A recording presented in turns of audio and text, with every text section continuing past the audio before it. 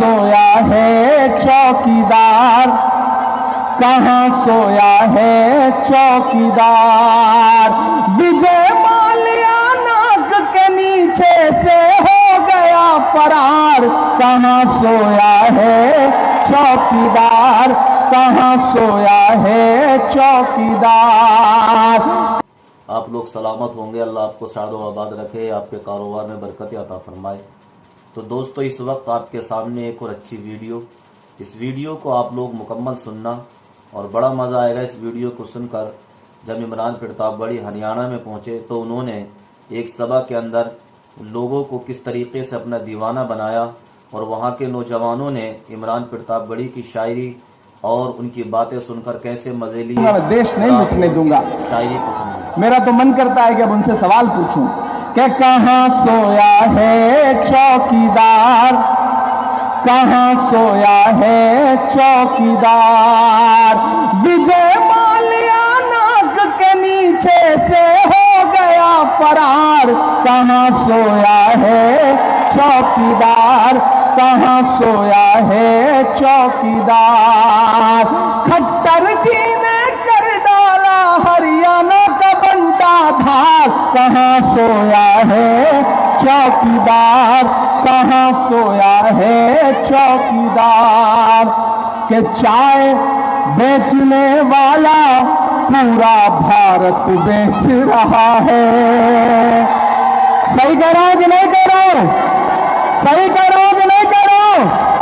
सही कह रहा हूं तो मुझे आपका वही जोश, वही जज्बा दिखाई पड़ना चाहिए कि चाय बेचने वाला पूरा भारत बेच रहा है। इसी काम में हासिल से महारत बेच रहा है कि रेल बिक गई, तेल बिक गया, बिका हवाई अड्डा। सही बात है ना? अगली जो लाइन आने जा रही है उसमें एक नाम आएगा और अगर हल्की सी गुदगुदी हो ना तो उसे तालियों में बदलना कि रेल बिक गई, तेल बिक गया, बिका हवाई अड्डा। सब कुछ बिकता देख के खुश है अपने जेपी नड्डा। कि जनता महंगाई की मारी करती हाहाकार, कहाँ सोया है चौकीदार, कहाँ सोया है चौकीदार। मतलब की बात सबको समझ में आती है लेकिन बात का मतलब बहुत कम लोगों को समझ में आता है। तो एक बात ध्यान में रखना कि भाजपाइयों के झूठ में मत फंसना। ये झूठ बहुत अच्छा बोलते हैं, प्रधानमंत्री जी तो और शानदार बोलते हैं, भावुक हो जाते हैं, जज्बाती हो जाते हैं। एक दिन रोहित वेमुला की मौत के बाद एक जगह भाषण दे रहे थे, भावुक हो गए। जब भाजपा पे बड़े आरोप लगे, हमारा एक दलित साथी जो मारा गया था, तो भावुक हो गए। तो मुझसे एक दिन मीडिया के साथियों ने कहा, इमरान साहब आज तो प्राइम मिनिस्टर साहब बड़े जज्बाती हो गए, आज क्या कहेंगे आप? मैंने कहा भाई मैं तो शायर हूं, मैं तो बस एक शेर सुनाऊंगा कि वो अब तिजारती पहलू निकाल लेता है, मैं कुछ कहूं तो तराजू निकाल लेता है। मैं इसलिए भी तेरे फन की कद्र करता हूं, तू झूठ बोल के आंसू निकाल लेता है। भाजपाइयों के झूठ के चक्कर में मत फंसना। वो आएंगे, झूठ बोलेंगे, धोखा देंगे, बरगलाएंगे, बहकाएंगे, बांटेंगे, किसी झांसे में नहीं आना। वो भाजपा के एक मंत्री यहीं हरियाणा के एक गांव में गए और गांव वालों को इकट्ठा किया, बोले साहब अब तो चुनाव का मौका है, बताओ तुम्हारी जो समस्याएं हैं मैं इन्हें खत्म करना चाहता हूं। गांव के लोग आपकी तरह भोले भाले थे, इकट्ठे हो गए, बोले साहब दो समस्या है। बोले पहली बताओ। बोले गांव में हॉस्पिटल नहीं है। उन्होंने अपना मोबाइल निकाला, फोन लगाया और लगे डांटने। बोले सीएमओ साहब इस गांव में हॉस्पिटल नहीं है, कल तक यहां पर एक टेम्परेरी हॉस्पिटल खड़ा हो जाना चाहिए। फोन रखा, फिर गांव वालों से बोले दूसरी समस्या बताओ। गांव वाले बोले साहब गांव में मोबाइल का कोई नेटवर्क नहीं है, ये दूसरी समस्या है। तो ये झूठ बहुत बोलते हैं, इनके झूठ में नहीं फंसना है। एक एक वोट, जिस तरह से आज आपने 10 घंटे का रोड शो निकाला, आप नहीं थके, हम लोग भले थक गए हो, आप नहीं थके। आप दौड़ते हुए हुजूम के साथ आ रहे थे, उससे लग रहा था कि कितना प्यार करते हैं, कितना जोश है आपके अंदर, कितनी मोहब्बत करते हैं आप अपने इस महबूब नेता से। मैं तो ये कहता हूं कि कोई आ जाए, कोई बड़ी से बड़ी ताकत आ जाए। मैंने सुना है कि कई आके लौट भी चुके। समालखा धर्म सिंह छोकर का है, रहेगा, रहेगा। कोई ताकत हटा नहीं सकती है।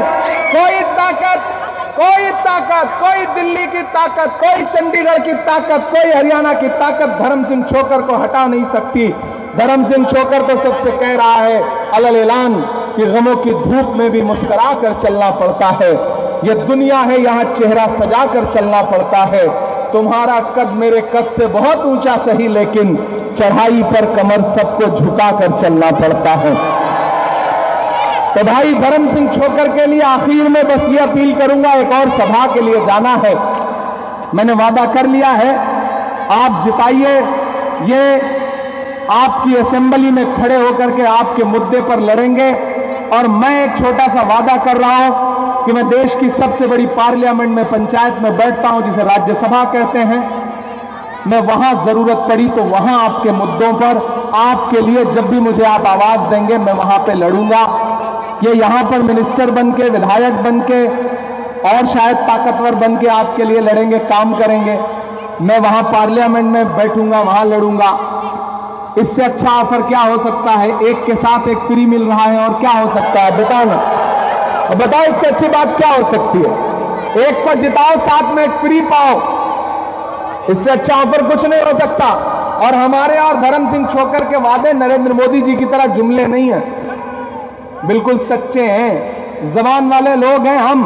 जबान के लिए जो कुछ कुर्बान करना पड़े, हम कुर्बान करने वाले लोग हैं।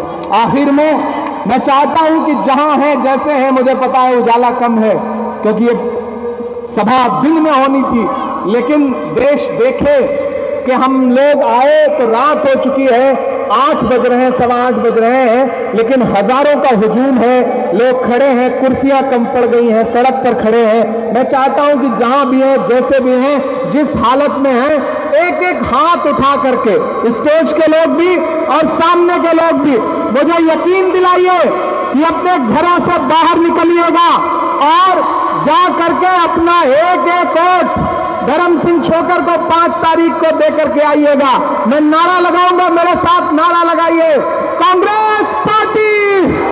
दोस्तों, आप लोगों ने इमरान प्रतापगढ़ी की शायरी सुनी, अच्छी लगी होगी और उनकी बातें आप लोगों को अच्छी लगी होंगी।